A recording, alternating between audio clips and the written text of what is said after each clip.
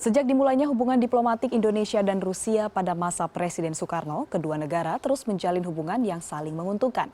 Banyak kebutuhan pertahanan Indonesia seperti pesawat tempur dibeli dari Rusia dan sebaliknya Rusia banyak mengimpor hasil alam tropis, misalnya kopi.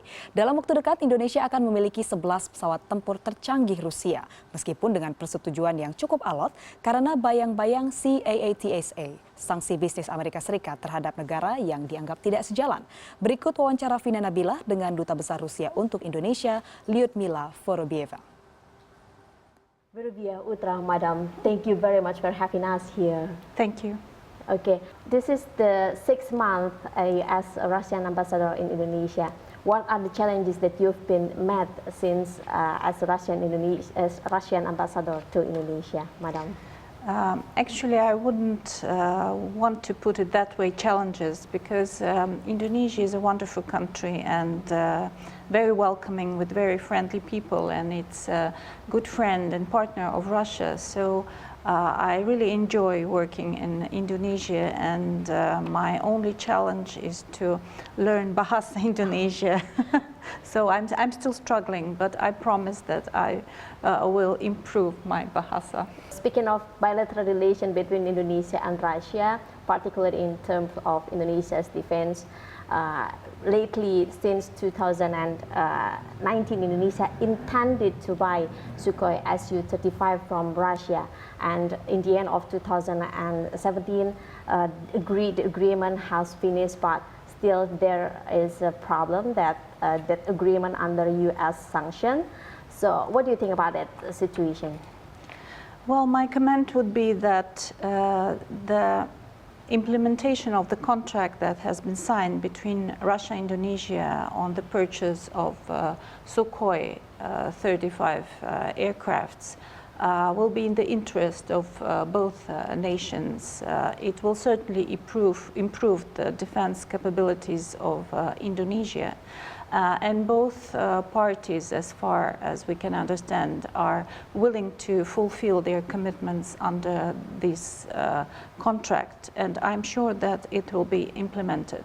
As for the US sanctions that are totally illegitimate, of course they are a part of the efforts to actually eliminate US rivals on the market of defense equipment, as Russia's defense equipment is of high quality, is easy to manage, and is very affordable.